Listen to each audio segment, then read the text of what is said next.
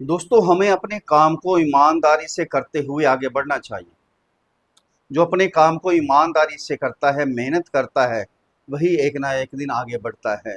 वही आगे बढ़ते हैं, वही सफल होते हैं। नमस्कार दोस्तों, मैं आचार्य राकेश वशिष्ठ, एस्ट्रोलॉजर, न्यूमेरोलॉजर, वास्तु एक्सपर्ट। आप सभी का स्वागत है आपके अपने चैनल एस्ट्रो राकेश जी पर। सावन का महीना 20 जुलाई बहुत ही बड़ा दिन था, जब राहु और केतु ने एक ही दिन में सावन के महीने में पूरे 100 साल के बाद नक्षत्र परिवर्तन किया था। इसका प्रभाव बहुत बड़ा होने वाला है सभी राशि वालों के लिए। किसी के लिए अच्छा होगा, किसी के लिए बुरा होगा। ये हमारी जन्म कुंडली पर निर्धारित होता है। अगर हमारी जन्म कुंडली के अंदर ग्रह अच्छे हैं, राहु और केतु की बात हो रही है, तो राहु केतु अगर अच्छे हैं बहुत ही अच्छे फल मिलने वाले हैं, बहुत कुछ देकर जाएंगे। अगर पीड़ित हैं तो खराब भी फल दे के बहुत ही पीड़ित करेंगे। हमें जन्म कुंडली देखनी चाहिए कि जन्म कुंडली के अंदर हमारे ग्रह किस प्रकार से हैं, उसका विश्लेषण करवाना चाहिए सबसे पहले तो। अगर खराब हैं तो हाथ पे हाथ रख के नहीं बैठना, चिंता भी नहीं करनी है, उसका उपाय करना है। उपाय करेंगे तो जो ग्रह खराब हैं वो हमारे ठीक हो जाएंगे। देवी देवता हैं, उनको मनाएंगे तो ठीक हो जाएंगे। अगर हम कभी बीमार होते हैं, कभी कोई ना कोई भगवान न करे शारीरिक कष्ट होता है, तो उसके लिए मेडिसिन भी लेते हैं, चेक भी करवाते हैं, टेस्ट करवाते हैं। इसी प्रकार से अगर हमारे ग्रह खराब हैं, उनके लिए भी एक प्रकार की मेडिसिन है हमारे लिए। वो जो उपाय करेंगे, उनको मनाएंगे तो वो ठीक हो जाएंगे, हमें अच्छे फलों की प्राप्ति होगी। अब इनका फल क्या होने वाला है? जब भी कोई भी ग्रह नक्षत्र परिवर्तन करता है या राशि परिवर्तन करता है, सभी जातकों पर इसका प्रभाव पड़ता ही पड़ता है। हमेशा, ये हमेशा सभी राशियों पर पड़ता है। अच्छा बुरा वो बता दिया, जन्म कुंडली पर आधारित है, तो हमारे गोचर पर आधारित है। गोचर अच्छा आ रहा है या बुरा आ रहा है। अब मकर राशि वालों के लिए क्या होने वाला है, कहाँ सावधान रहना है, क्या उपाय करने हैं, अंत में अचूक उपाय भी आपको बताएंगे, उनको भी फॉलो कीजिएगा। दोस्तों, सबसे पहले अपनी जन्म कुंडली देखनी है।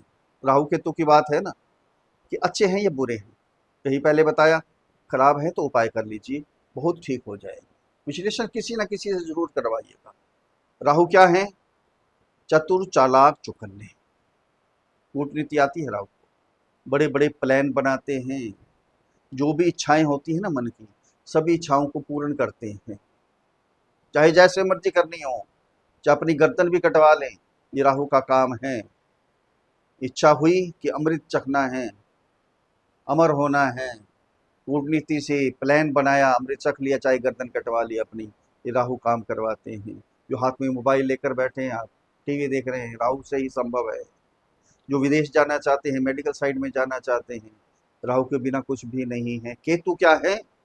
हमें अध्यात्म की तरफ जोड़ते हैं, मोक्ष की तरफ ले जाने का रास्ता दिखाते हैं, मेडिटेशन करवाते हैं, गहराई तक लेकर जाते हैं। सोचते हैं, हम गहराइयों में सोचते हैं। जो रिसर्च करते हैं, पीएचडी करते हैं, जो साइंटिस्ट हैं, केतु के बिना संभव नहीं है।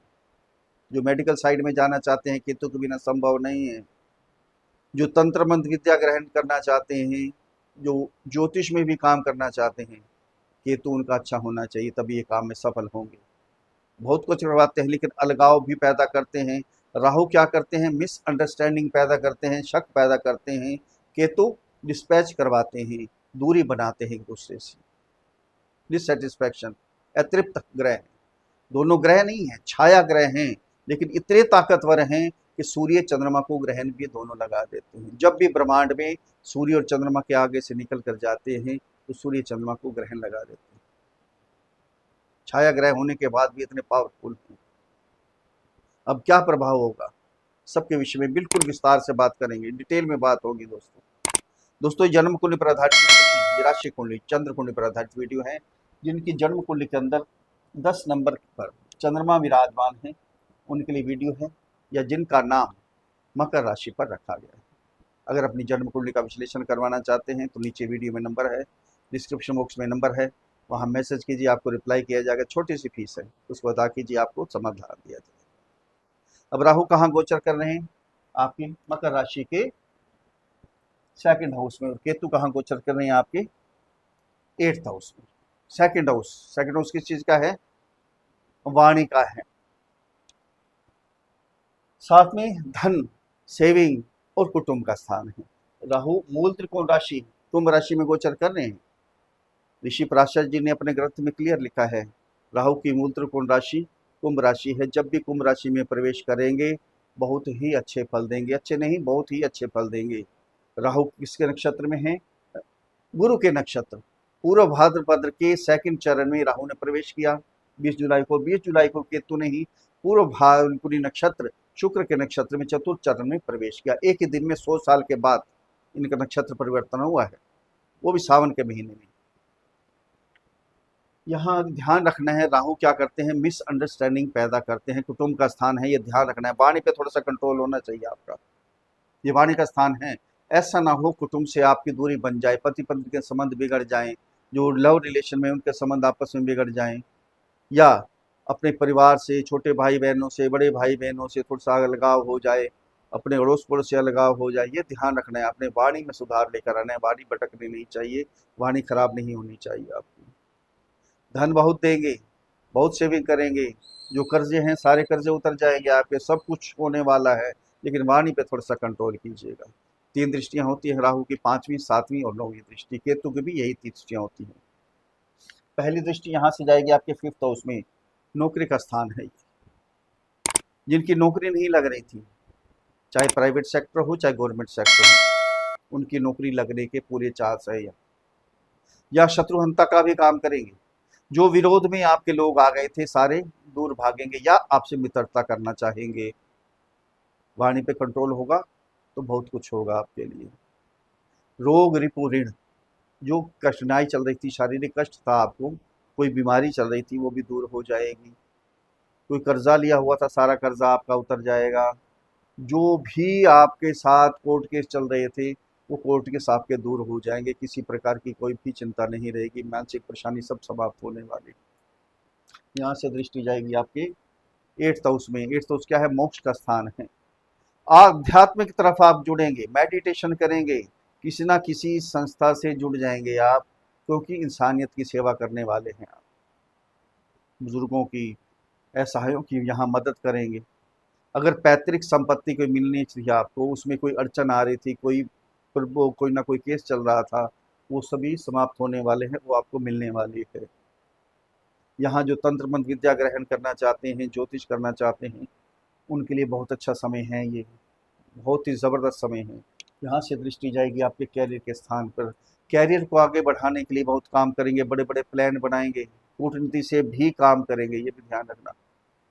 यहाँ ज़्यादा झूठ नहीं बोलना, अपनी ज़ुबान से, अपनी वाणी से झूठ मत बोलिए ज़्यादा। राहु झूठ बुलवाते हैं, ये ध्यान रखना है आपने। सोच समझ के बोलना है जो भी बोलना है। यहाँ कोई आपकी पॉलिटिक्स नहीं होनी चाहिए। ऐसा ना हो आपके बॉस हैं, जो आपके कुलीग हैं या जो आपके वर्कर हैं, उनसे आपकी दूरी बन जाए। ये नहीं होगा तो बहुत कुछ मिलेगा, कैरियर जंप मारेगा आपका, कैरियर बहुत आगे जाने वाला है, बहुत ज़बरदस्त। अब केतु की बात करते हैं। केतु कहाँ है? आपके 8th हाउस में। 8th हाउस अध्यात्म का स्थान तो है, अध्यात्म स्थान पे केतु खुद अध्यात्म कारक वहीं बैठे हैं। 100% आप किसी न किसी संस्था से जुड़ने वाले हैं। जो भी काम राहु करवाएंगे यहाँ, सारे काम केतु यहाँ करवा देंगे। यहाँ से दृष्टि केतु की जाएगी आपके 12th हाउस में। जो इमिग्रेशन में आपके काम रुके हुए हैं, जो विदेश जाना चाहते हैं, जॉब के लिए जाना चाहते हैं, या शिक्षा ग्रहण करने के लिए जाना चाहते हैं, सभी काम आपके हो जाएंगे।